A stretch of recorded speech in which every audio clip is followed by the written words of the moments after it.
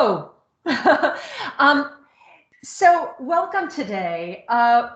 Today I want to talk to Roz Morris, who is an author I have just been dying to talk to face to face. We've talked on Twitter and we've talked all over social media, and she is just wonderful.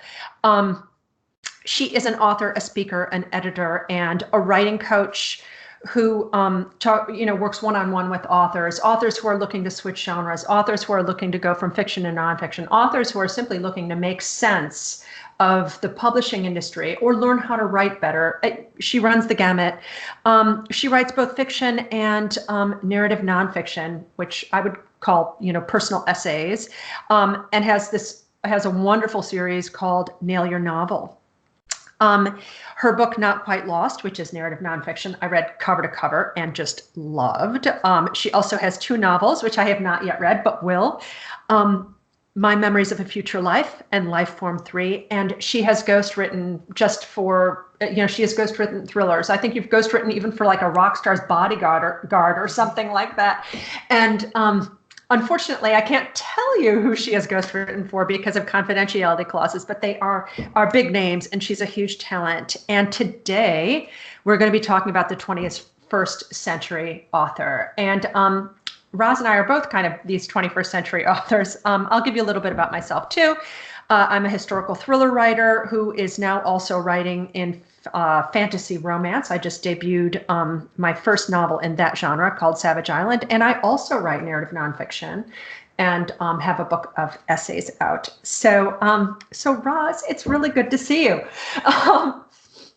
And finally get to sort of talk face-to-face. Skype kind of feels like face-to-face. And I thought we'd get going. I want to hear about what being a 21st century author means to you, because I feel like you are just the quintessential.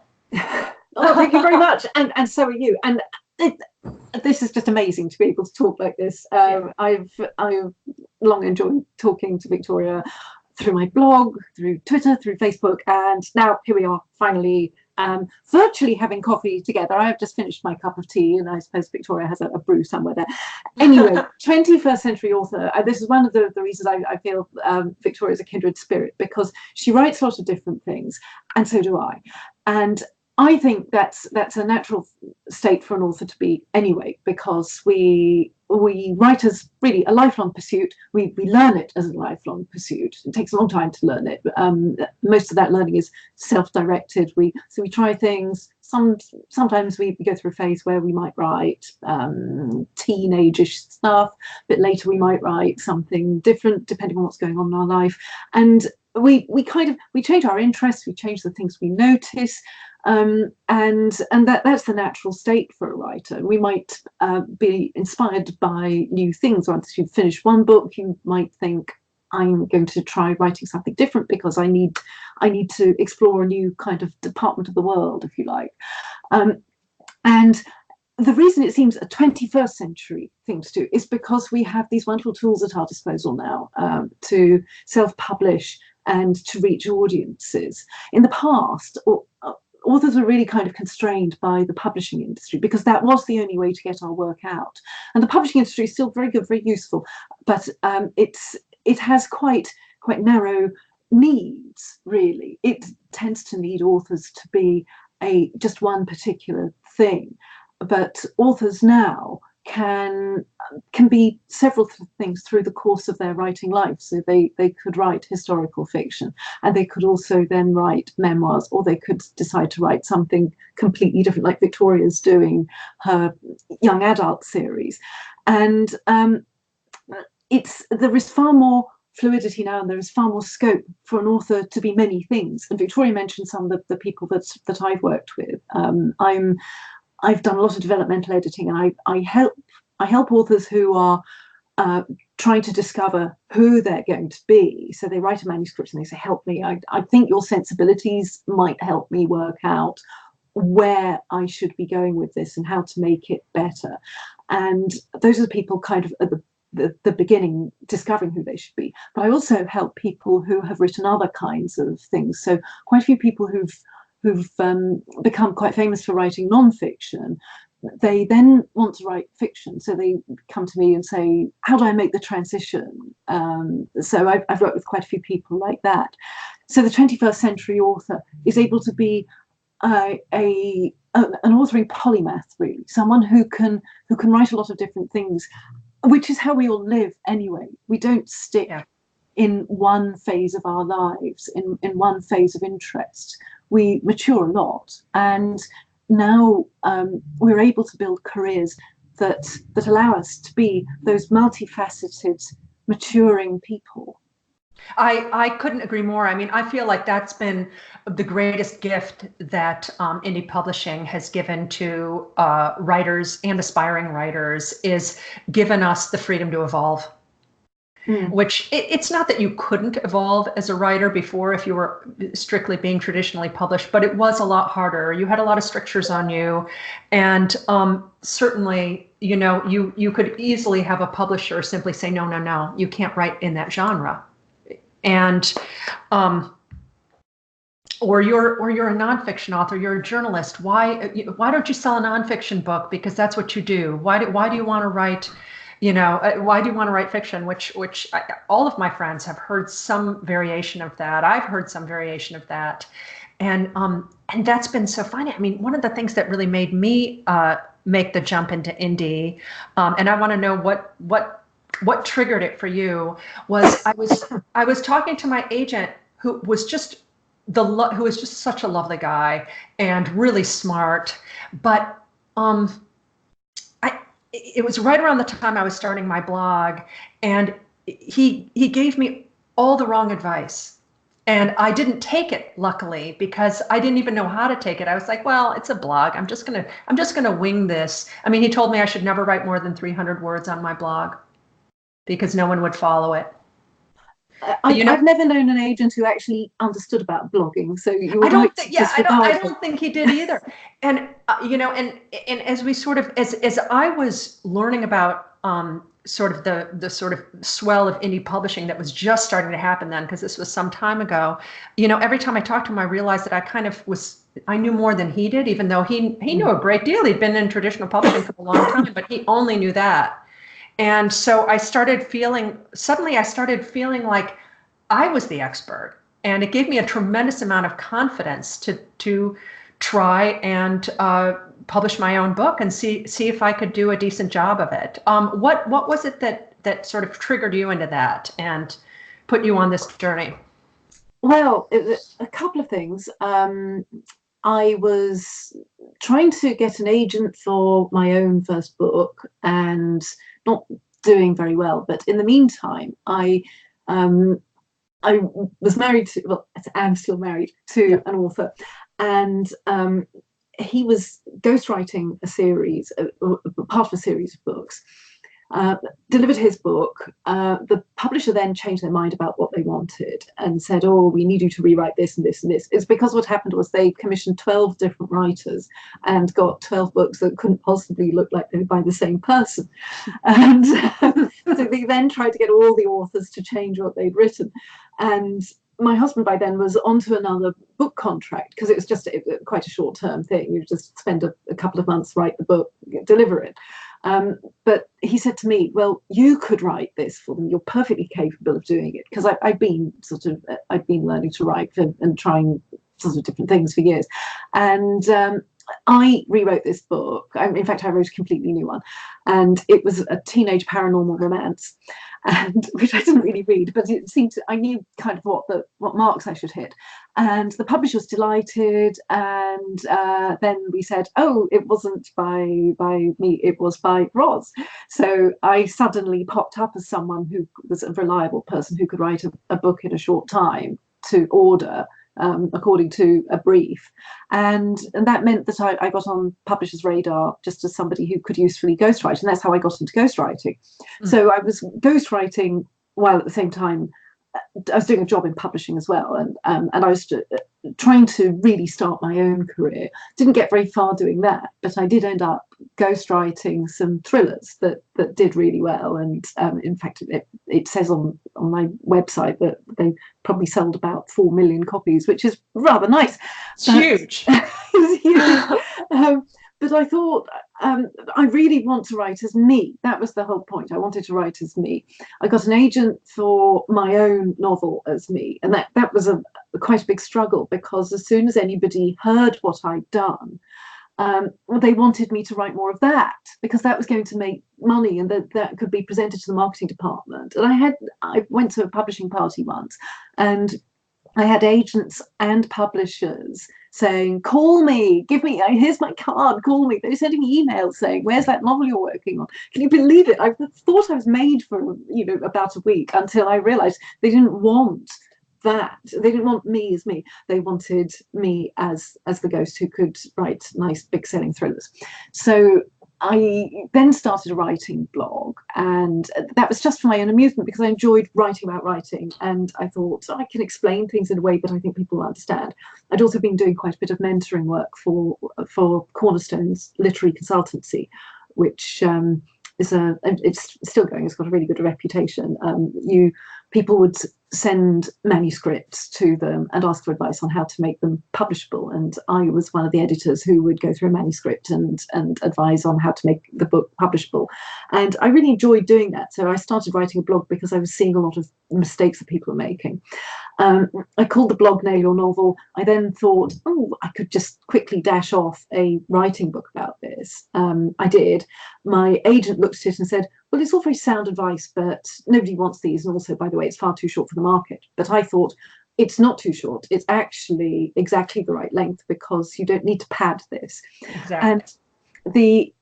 And good self-publishing was just coming into being. Before then, this was 2009. Before then, it was hard to self-publish well. Kindle didn't really exist, which was the main means of selling e-books, and the print-on-demand services didn't really exist either. But suddenly in 2009, around then, it was possible to do print-on-demand books, and they looked fairly decent and didn't cost an arm and a leg. And I had started my publishing career working in a publisher and making books. So I knew how to do it. I knew how to do the layout and how to make the interior look right. I knew how to get a cover. My first cover was actually horrible, and so was the second one. But I gradually got to the stage where I could get good covers. But I knew how to make books. That's the thing. And I was able to put Nail Your Novel, the original one, on Lulu, and then after that on Amazon, and start selling it. And it sold really well. It seemed to be something that people wanted.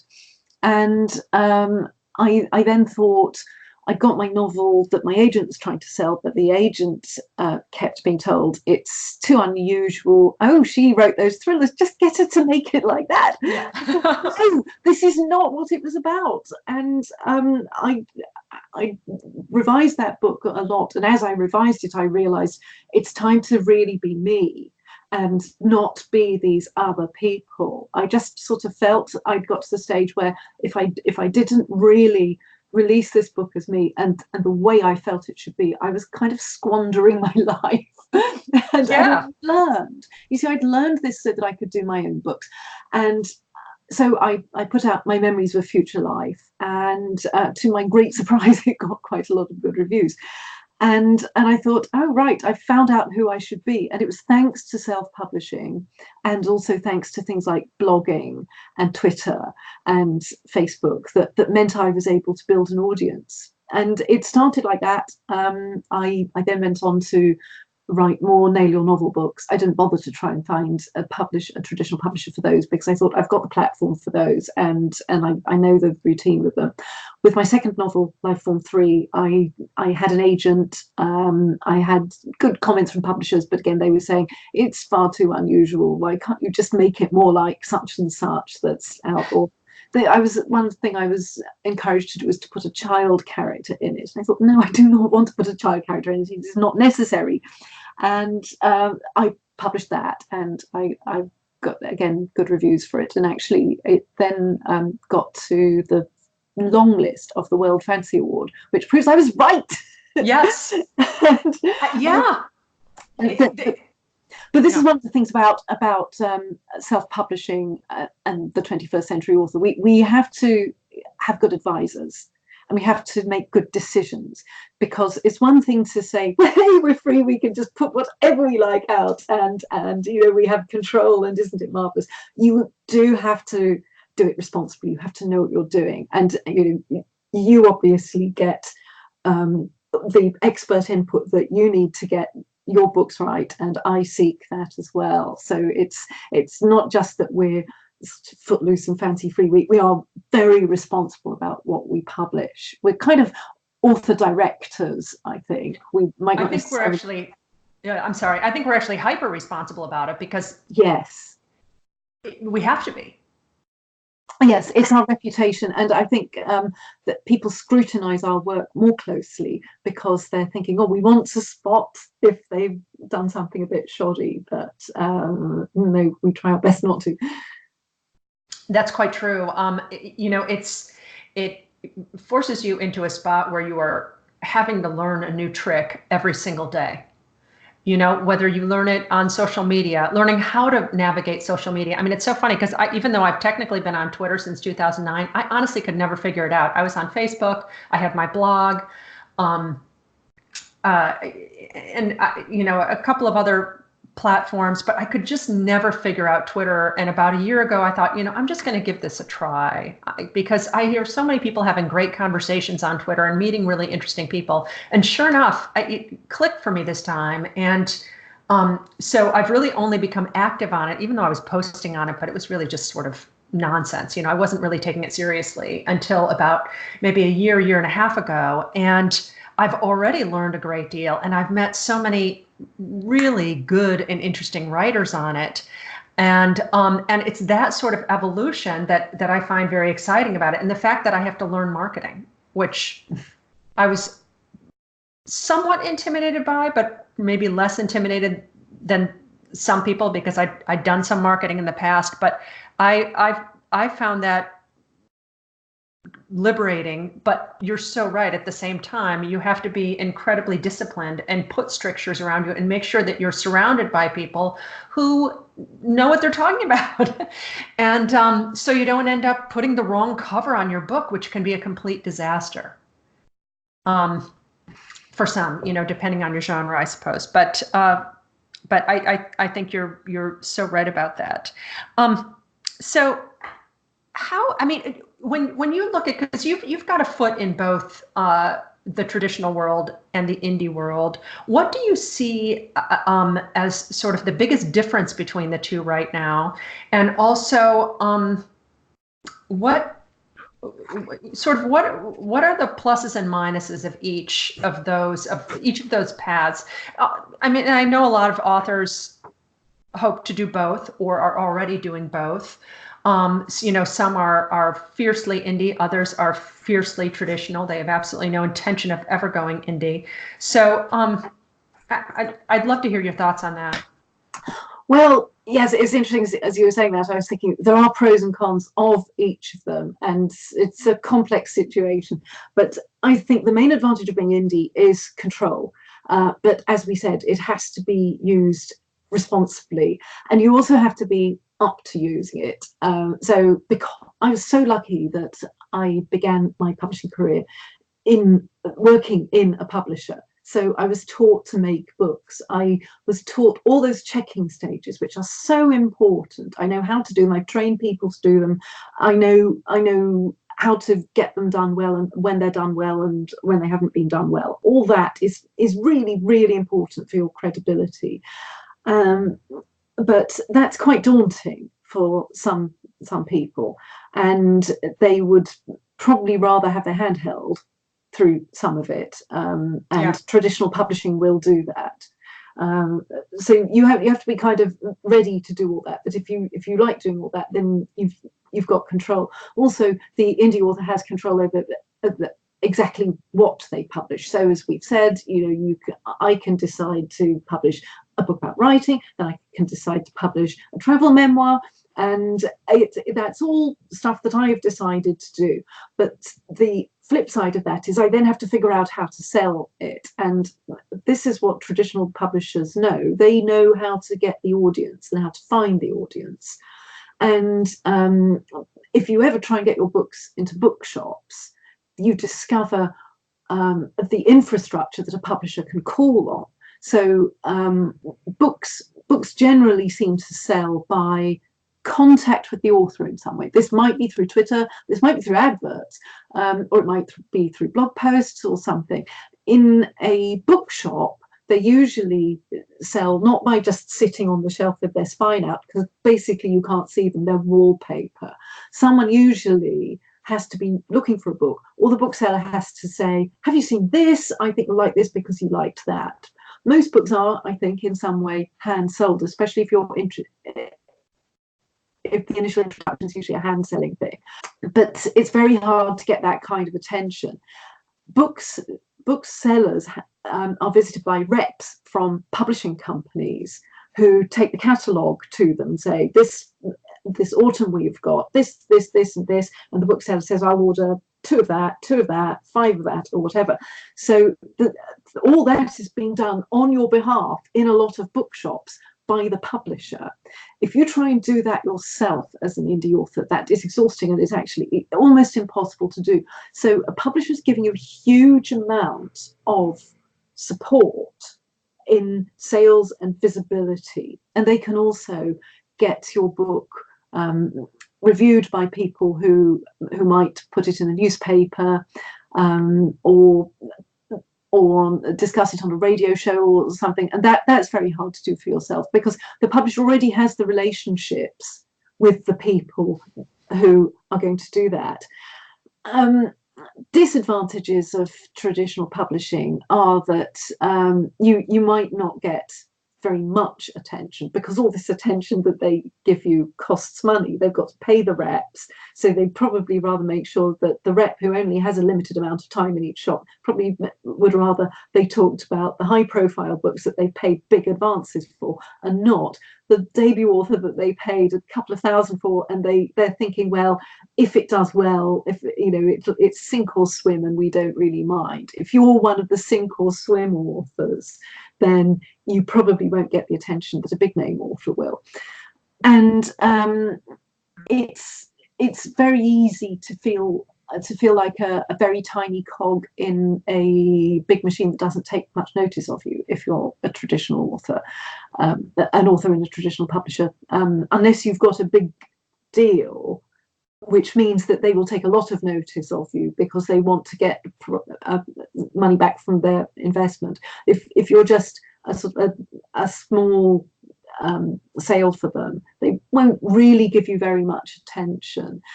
And then you've also got the question of rights. When you sell a book to a publisher, you don't actually sell them the book, you sell them the right to publish it in a particular format. So you'll sell them the right to publish it in ebook and print and maybe audiobooks if that's included in the deal. You have to look at your contract very carefully. But publishers will try and keep those rights in perpetuity. And the reason that matters is if in a couple of years your book hasn't done very well, they'll probably keep the rights to it or try to, but you won't be able to publish that book and do something with it yourself. So it will literally be lost. And that's something that is a danger with traditional publishing, that you lose rights that you could actually exploit yourself. However, if you negotiate a contract carefully so that it doesn't give those rights away, or that you can get them back within a reasonable time if the book just isn't being promoted by them anymore, then all is not lost. But you have to be very careful what is in the contract. So those are the pros and cons. On the indie side, you have control, you've got absolute control, but it's a big, daunting responsibility, and you might not have the economies of scale that a big publisher will have. On the traditional publishing side, they are doing a lot for you, but they might discard you quite quickly, and you might actually lose the book unless you're absolutely rabid about making sure that the contract gives you the rights back. But you could also hit it big.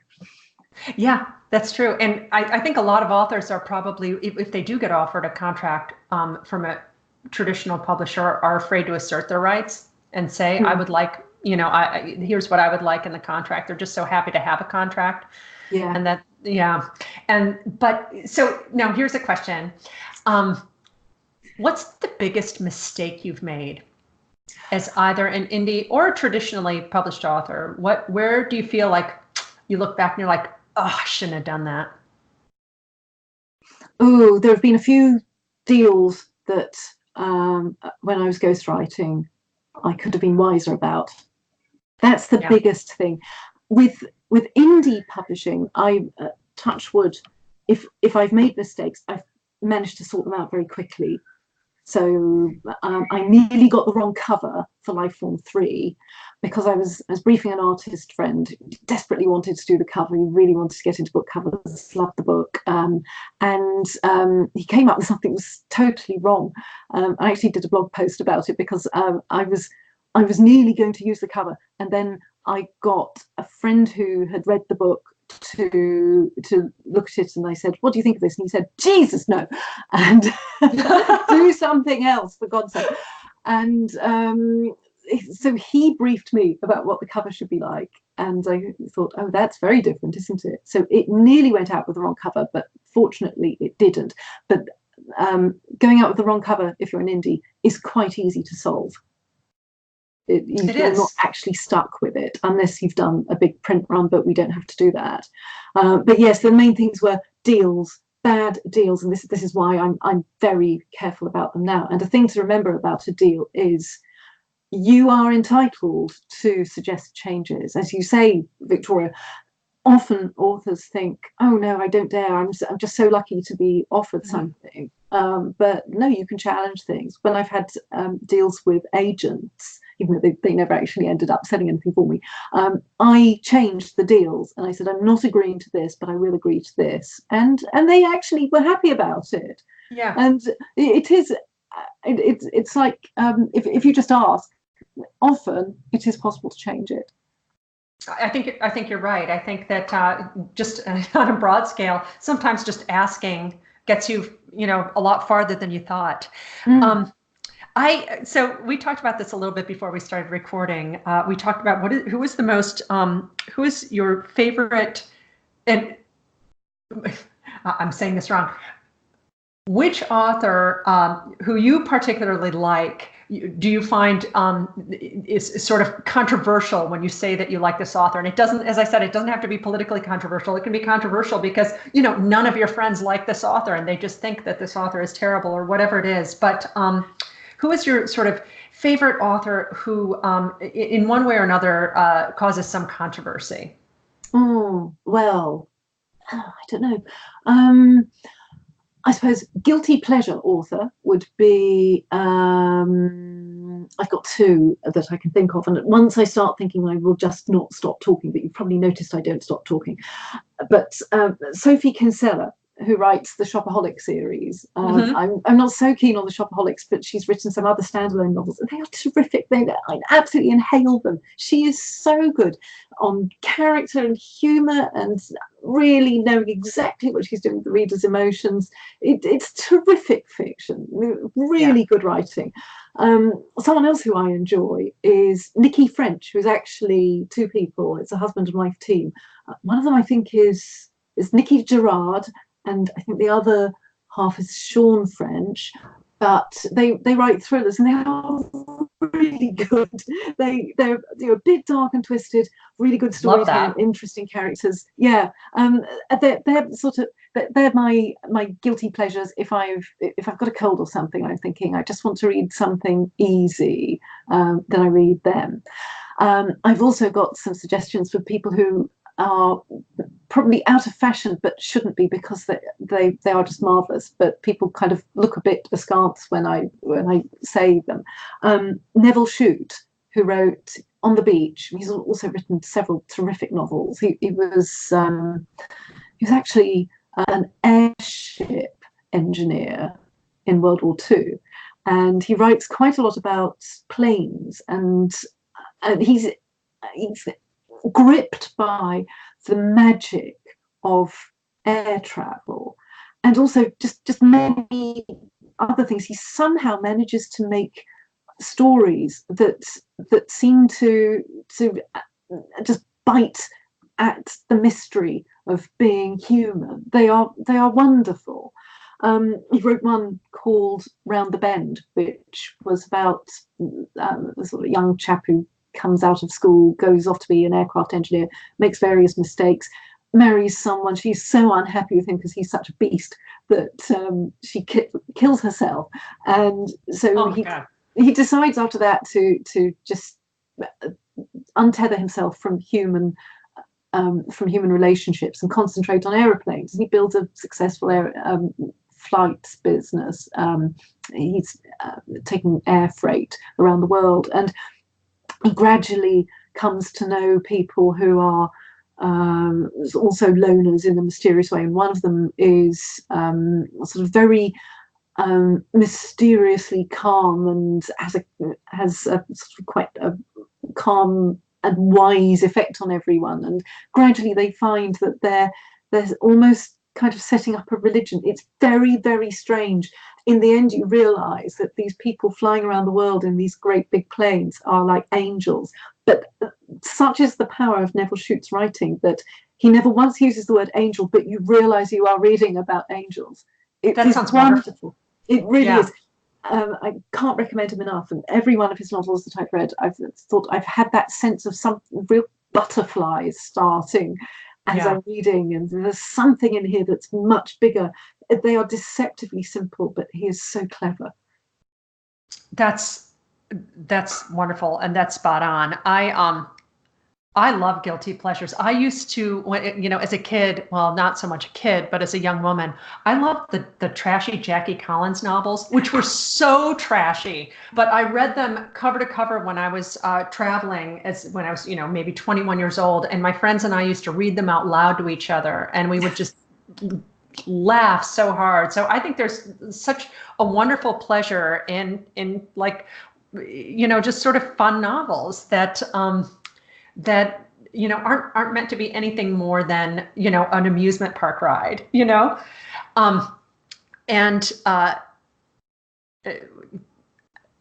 I, like you, I kind of like I really like the old-fashioned authors who I don't know if they would be winning prizes today because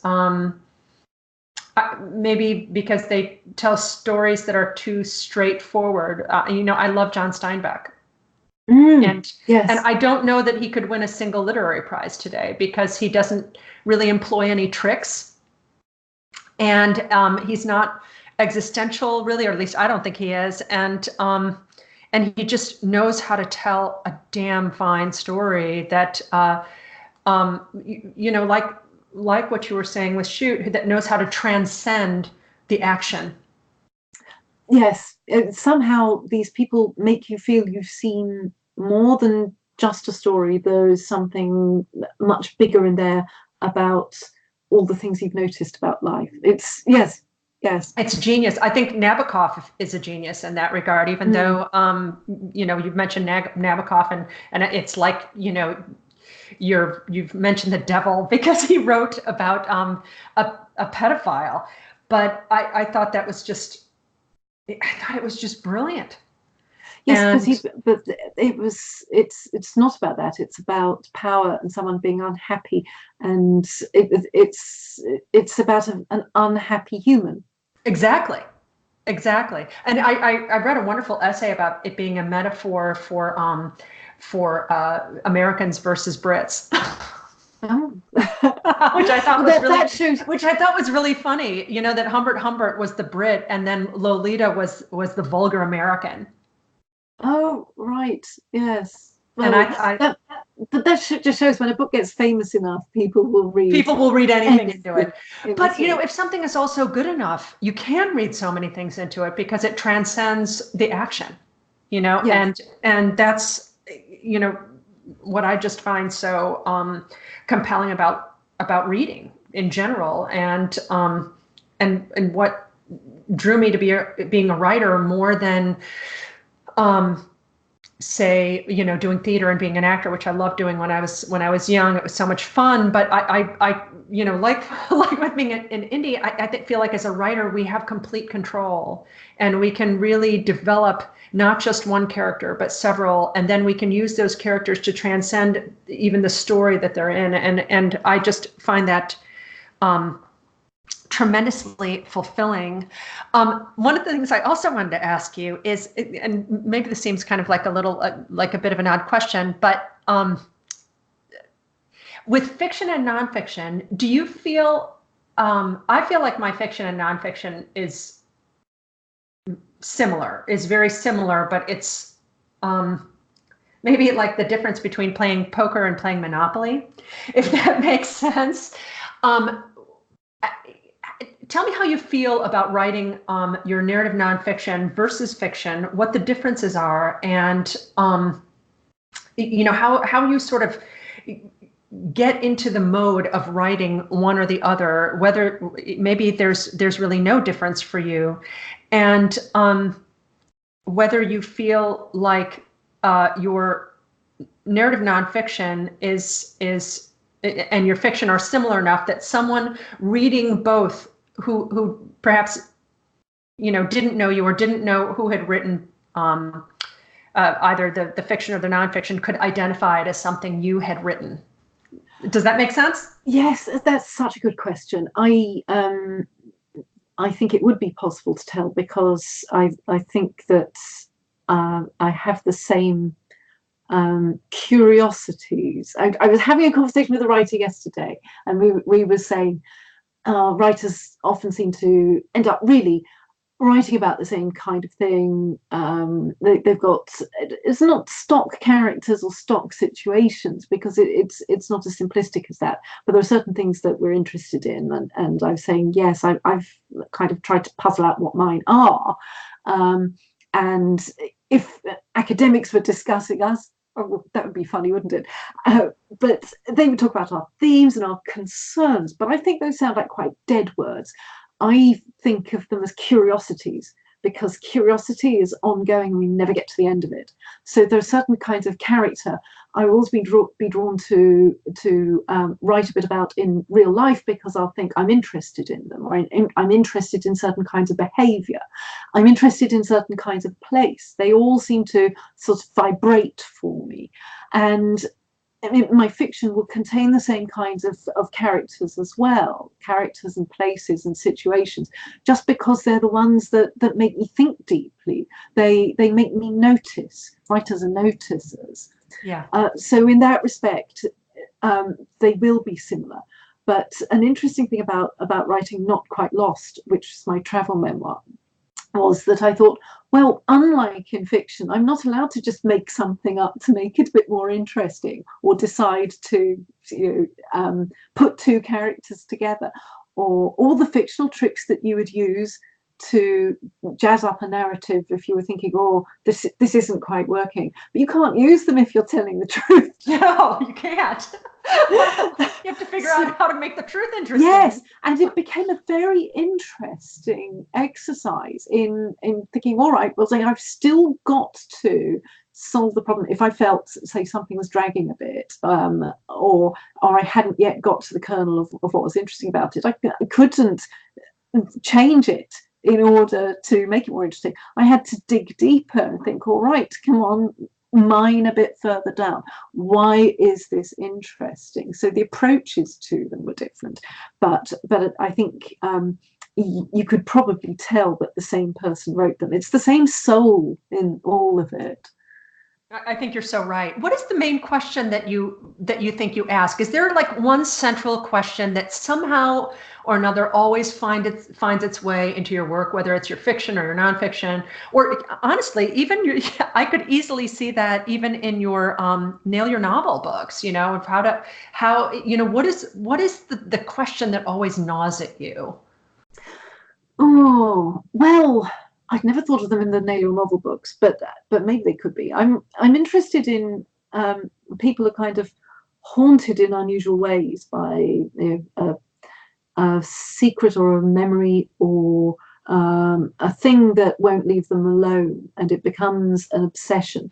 And because I'm quite good at finding parallels and everything, I would say that with your novel books, the ones on plot and character, what I'm doing in those is I'm thinking, why did such and such a book affect me so much? What was it that the author did? And so I'm exploring that. So I'll explore why particular characters just really got under my skin, how to make that work and how not to make that work. That's part of the exploration of being a writer. In my fiction, I'll start off with an idea that just makes me think, gosh, there's something really resonant in there. There's something I really want to explore in there. And it usually comes down to someone being obsessed by something or haunted by something. Soulmates are another question I'm really interested in. What makes us connect to people? What makes us connect to one person and not to another, and in unexpected ways as well. And there are obvious ways, like, oh well, your mother just kind of has to, and you might fall in love with somebody for many reasons. And romantic love is. I do find that very interesting, and my stories are often quite romantic. But there are other connections, other more obscure ways in which we feel we're kind of pulling on each other's threads, and we feel drawn to people we don't know why, and I like those. I do too. I find romantic love endlessly fascinating because of that. I mean, it's really something that no other creature on earth experiences. This bizarre pull towards someone else that is sexual, but it's not specifically sexual. I also think that, like with an enemy, that finding an enemy is fascinating in that way, and I love writing about that as well. That I'm so with you on that. One of the questions that I ask in my stuff a lot, that I notice it popping up in everything I do, is what if the worst thing you could possibly imagine happened to you? Yes. I think that's a big theme in a lot. I think in a lot of writers' lives, and I mean it's probably why on television cop shows and medical shows are so huge, because we are, I think, as people, just endlessly fascinated by that. What do you want to do that you haven't done? What question do you want to ask that you haven't answered adequately for yourself in your work? How do you see, or do you at all? Maybe you feel like you're exactly where you should be, but how do you see your work evolving? Oh, that's a really good question. And I don't know that I have a very coherent answer. I'm in deep edits for my third novel, and The World Is That. Yeah. And I know that when I finish it, I will feel like I've made a big life change. You know what it's like when you are so within a book, and it's so real to you. And when I come to the stage where there is no more for me to do for it, I'm going to feel bereft. I'm going to feel like, when I've left college without any new place to go, and all the people have gone, leaving the planet almost. It feels like that. And I find that very, very worrying. I'm with you. It's a relationship that you have to let go of. Yes, it is. It's true. So what I hope I will do is find something new, and that will be different, but a new way to explore my curiosities, I suppose.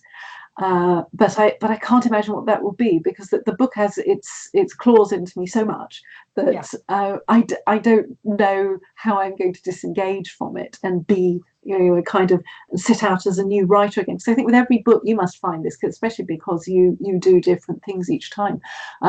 Every book you're kind of a different writer. I was a different writer for Life Form 3 than for My Memories of Future Life, different writer again for Not Quite Lost.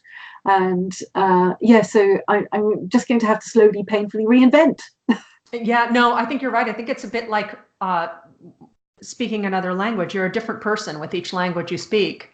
And it's sometimes that can be subtle, but but your body language changes. I remember when I was living in Prague, I'm a native Czech speaker. I mean, I grew up speaking Czech, and learned English almost at the same time. And I would get together with my Czech friends, and they would, and we'd be talking, and they'd start trashing Americans. And then one of them would go, oh, because they'd forget that I'm American.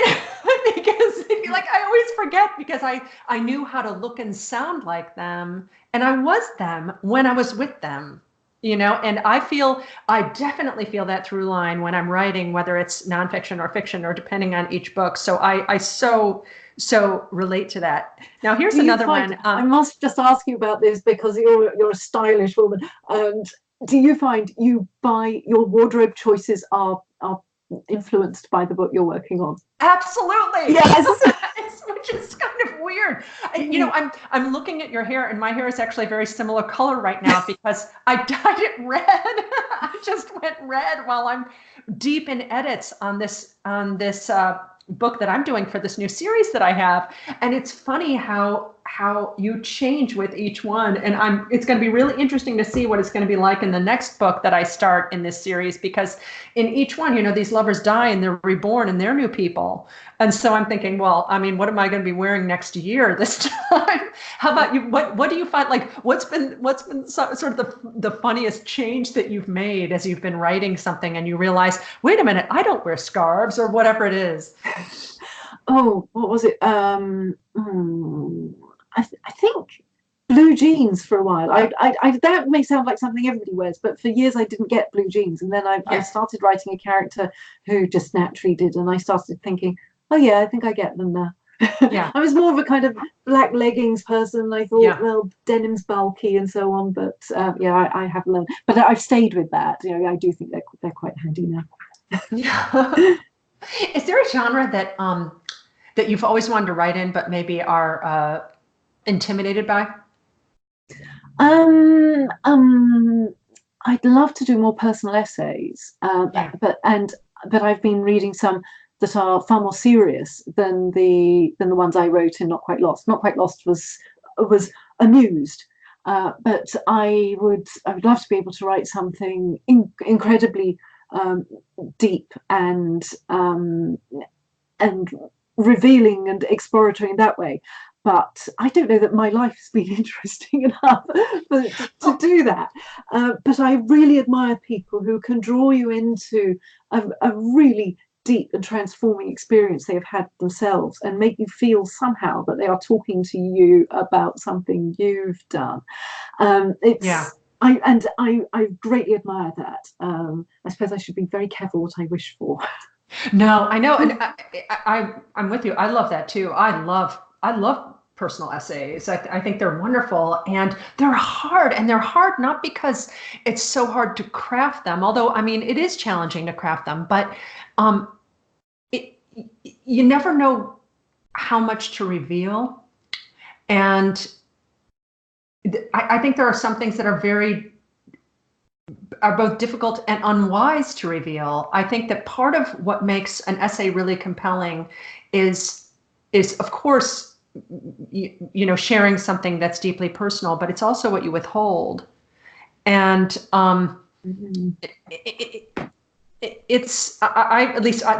what it is for me. And it's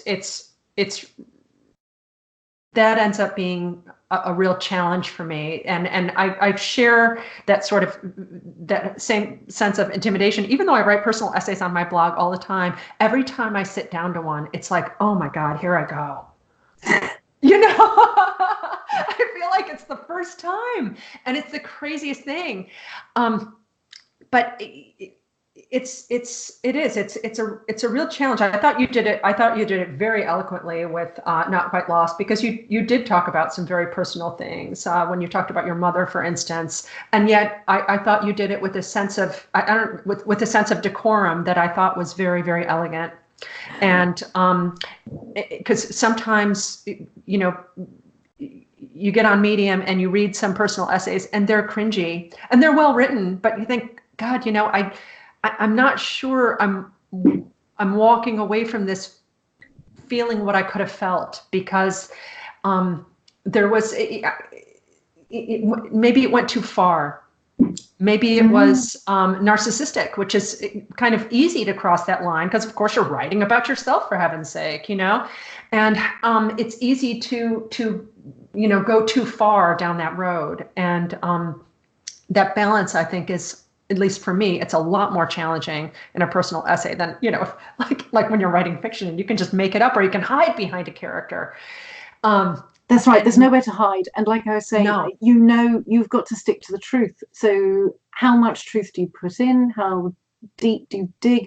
Yeah. And when do you start writing about other people? It's all very well to write about yourself, but as you say, it can sound whiny and narcissistic and navel-gazing. And are you really that interesting? Although your job is to make yourself very interesting. Right. And to make yourself seem somehow universal and bigger than just the little thing you're talking about. But you wrote quite a lot about your family in Cold, didn't you? How was that? Yeah. And that I found it very tricky. I mean, one of the things that I decided to do when I started the blog and started writing the personal essays was I decided that I was going to write about family lore, and that I was not in any kind of proactive way going to try to ascertain whether certainly what I was telling the truth, but I was not going to try to ascertain if the story that I'd heard from someone was the truth. Now, sometimes I would publish, not sometimes, almost always I would publish a counter narrative at some point, because it would, another bit of truth would come from someone else. And I wanted those things to sort of bubble up organically. Also, because one of the things you don't ever want to do is call someone you love a liar and expose them. It's hard writing personal essays, because if you're writing about yourself, you are almost always writing about somebody else too. And, a few years ago, my kids basically said, you have to let me know if you're going to write about me, because I get veto power. And that was a game changer, And I understand it. They were going into their teenage years. I mean, my poor son, anytime a girl gets a crush on him, they go to my blog and they read what I used to write about him. Which is natural. I would have done it. If I had a crush on a boy and his mother was a writer and was writing about him on occasion on her blog, even if she was writing about him when he was a kid, I would have gone and I would have read every single one of those, So I get it. And I also get why it made him want to, move to another state. So. Heavens, I hadn't ever thought about this, because we don't have children. 21st century problems, my goodness. Yes. There was something I could have written about my brother in Not Quite Lost, but I decided I wouldn't, because I thought, well, that doesn't belong to me. It's not, I don't have the right to write about Exactly.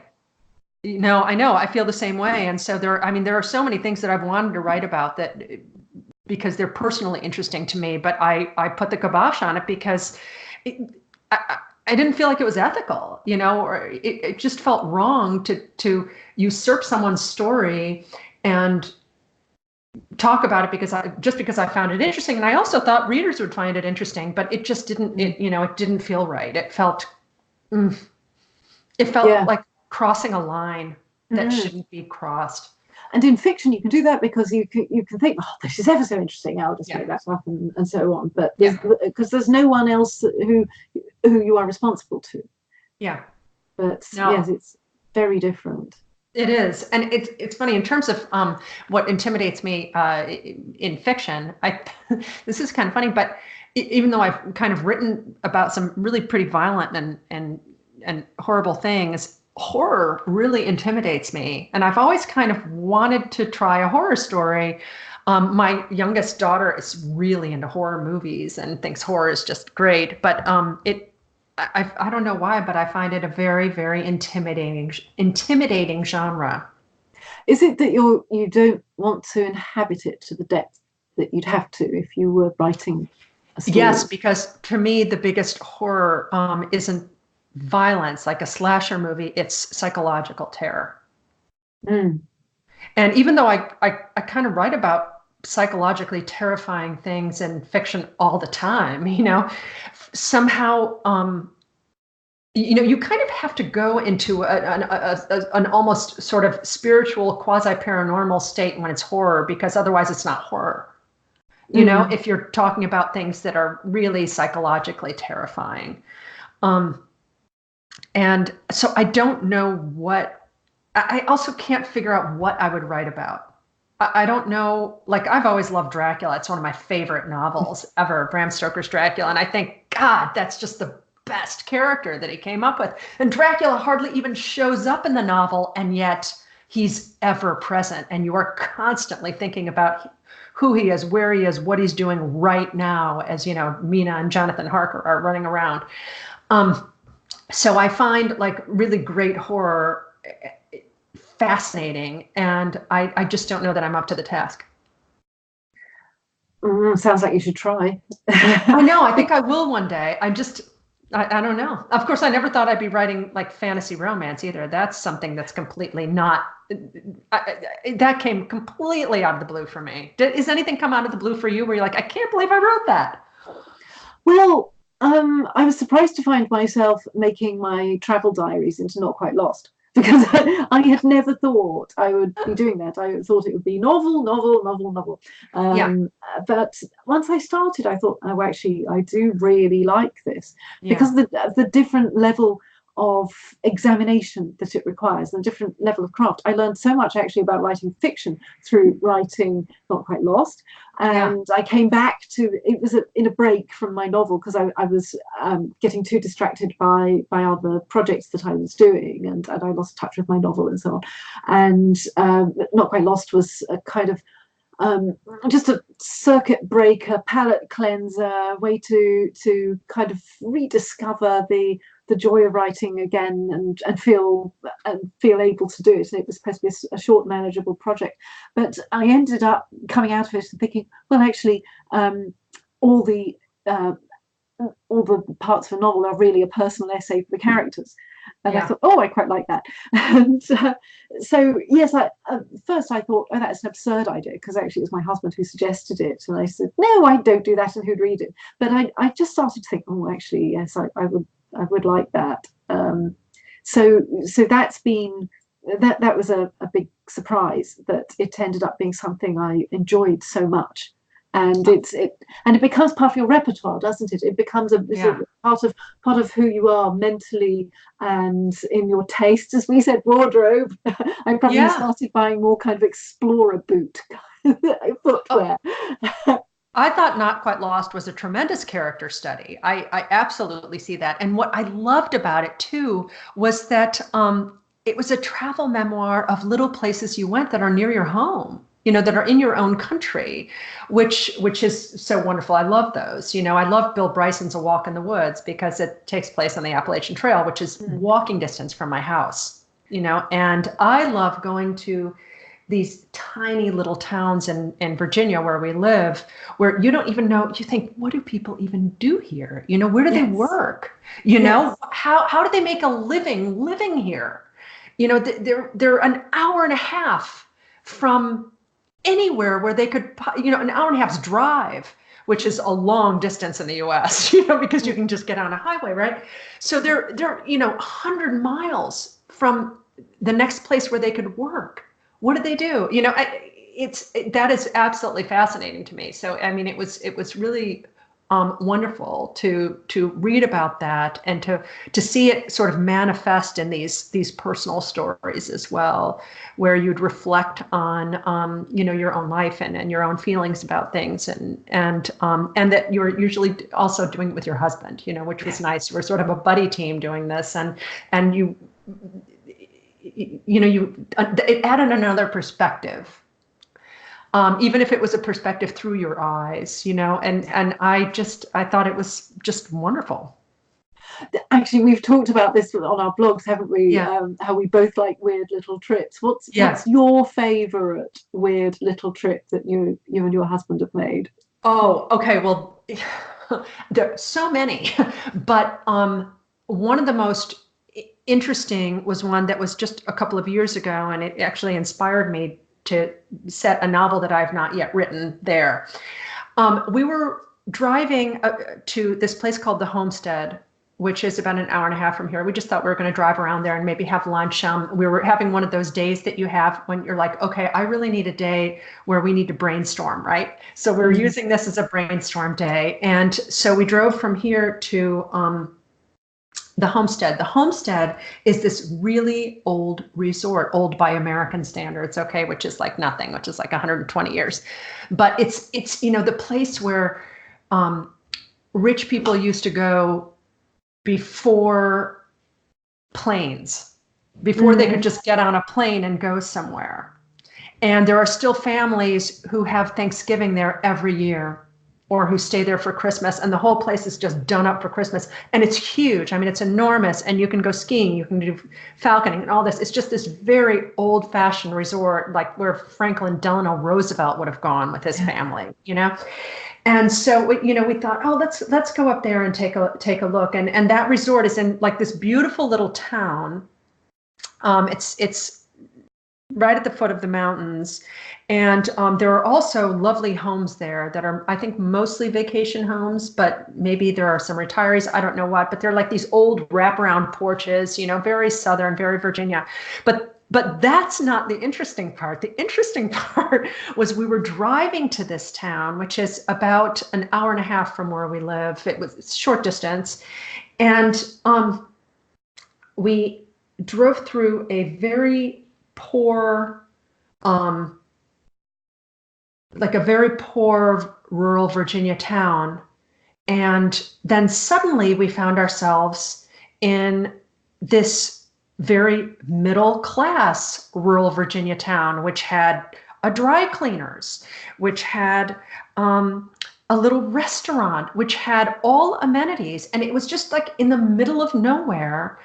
And right after that town was another poor town. And we were thinking to ourselves, why was that town so vibrant? Why was it so middle? Why were clearly people thriving there? And then in the two towns that sort of sandwiched it, why were those so derelict and depressing? And then we realized, as we were driving back from the homestead, I saw the sign, prison area, do not pick up hitchhikers. Wow. It was a prison town. So of course you need doctors, you need social workers, you need psychologists, you need prison guards, you need every possible kind of person to make a prison run. And so you had this town that was just thriving all because there was a prison there.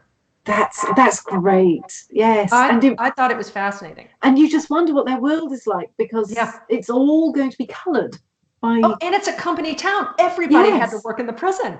Yeah. So, yeah. And I've always wanted to go back there and really spend some time in that town, walking around, talking to people, just seeing what that would be like, because we've all been in corporate towns, or maybe not, but, we've kind of had some contact with towns where there's one industry that really dominates. I mean, here we're in a college town here, so it's the university and the hospital attached to the university. It seems like, almost everyone, not us, but almost everyone is attached to either the university or the hospital. And what would it be like if almost everyone was attached to a prison? That's a very, very different vibe. You know what? They're probably sick of novelists turning up. Oh, you bet. You're probably right. It never occurred to me that I wouldn't be a curiosity for them. They'd be like, oh God, another one, right? Another one, yes. Who's shown up? But yeah, what's the most interesting trip you've taken? Oh, well, I was thinking of several, because things you were saying were making me think, oh yeah, we had one like that. Oh, we had one like that. And there was a place that we stayed at the bottom of a steep hill in Cornwall, and up at the top was a radio tracking station. So all these beautiful white painted little dishes with antennae coming out of the top.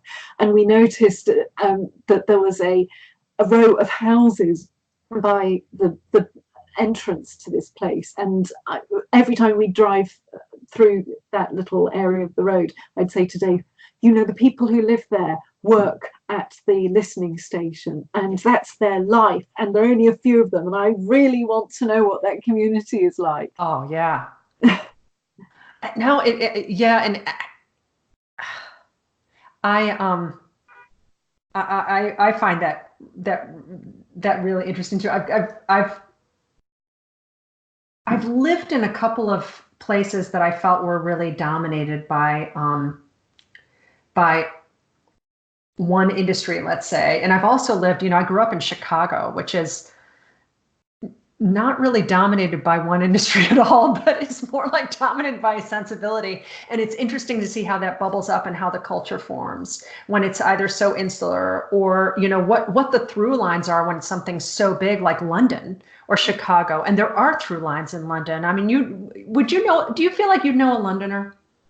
Like when you're in different parts of the country, do you feel like that person's from London if you see them? It's hard to know because it's so multicultural and there are so many different sides to London. Right.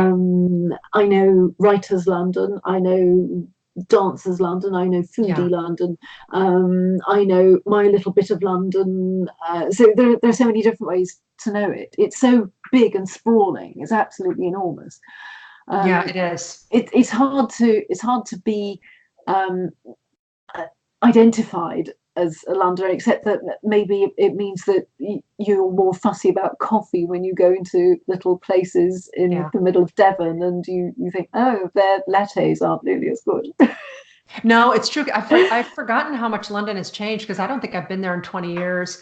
And I think it's probably the most global city in the world right now. Wouldn't you say that it's the most multicultural city in the world? I think it's more multicultural than New York, for instance.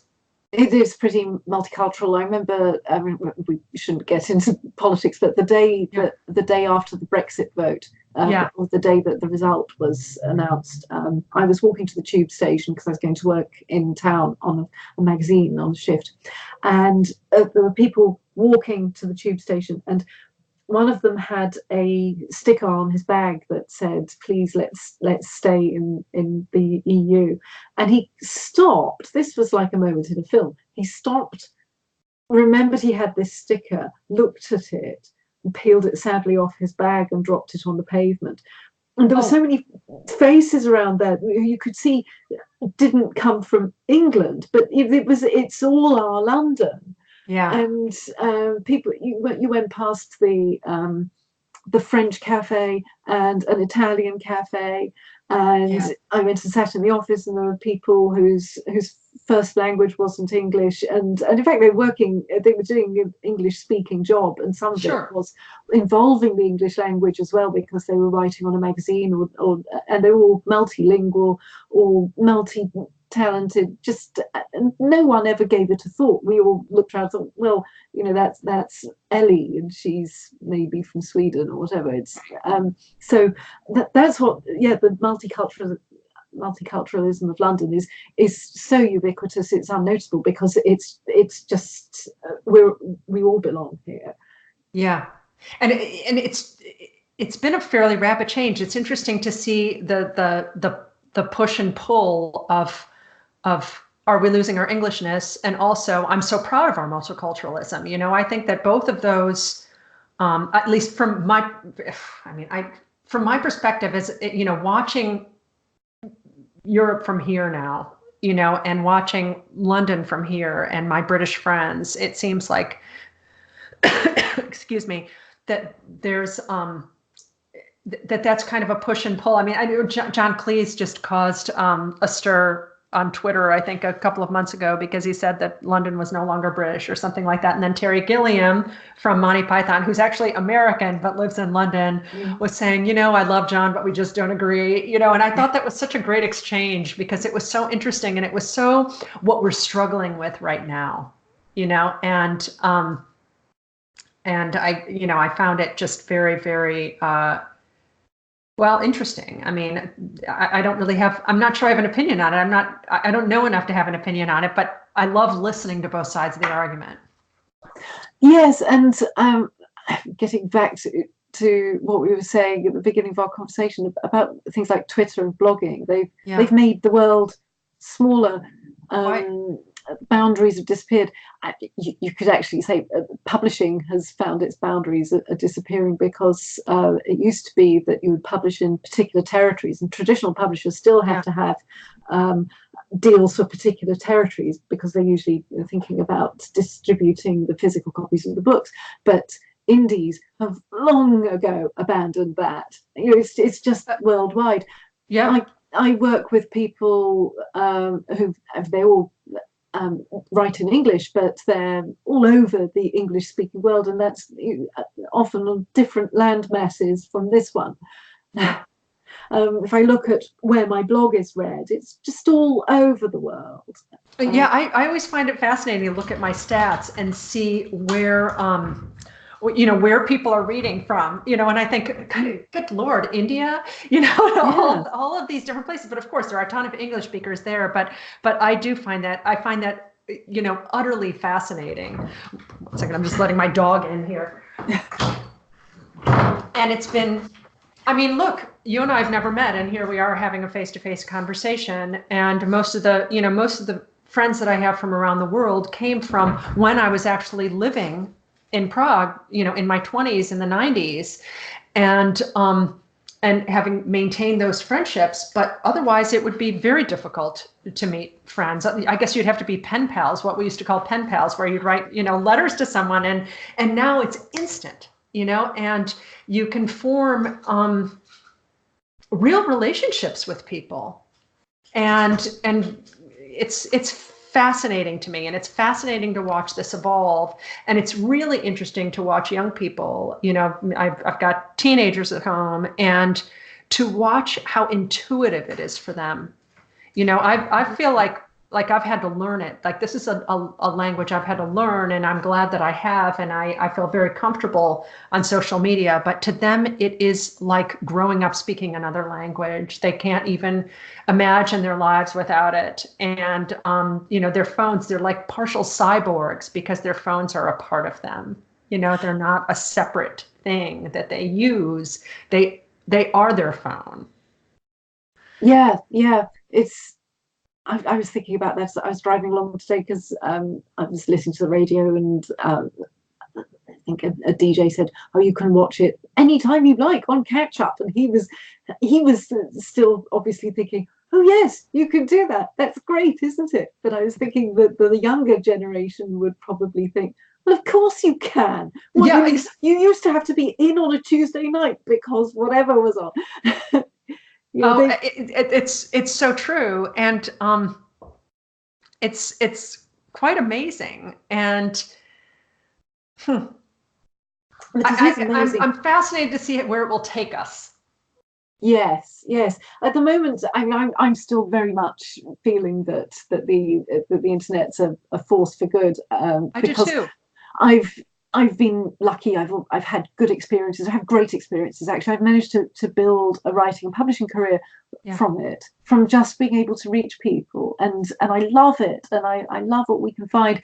I've managed to steer clear of things like negativity and trolls on Twitter. I haven't had any nasty encounters.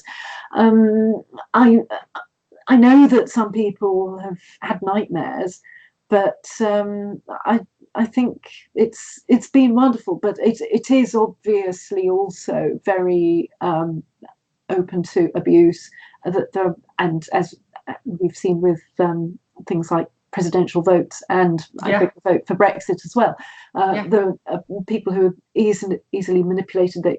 It is easy for clever people to get at them, and thus change enormous things. I mean, it is. We are building what seem in like enormous advantages to us in our careers, but also it can be used on a much bigger scale. Use responsibly. Use the internet responsibly. It's true. That's our theme for the 21st century author, right? Use responsibly. No, I think you're so right. And like you, I have had, I really haven't had any negative experiences. I mean, even when someone has disagreed with me about something, we've had a very reasonable conversation about it, and I think there was no, with no ill will.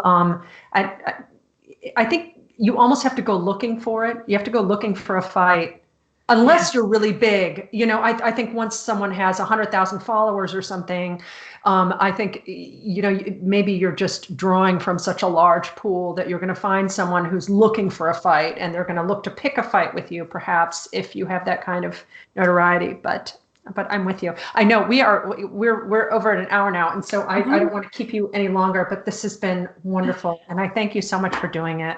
Oh, thank you for inviting. This was such a great idea. Yeah. I know. One of the things that I so love about, YouTube and all of this is that you can listen to people's conversations and you can listen to really interesting conversations that aren't, the sort of traditional interview structure where you can predict the questions that are going to be asked and also the answers that are going to be given because they're just sort of, the talking points. And this is just delightful to me. So thank you. Oh, well, thank you.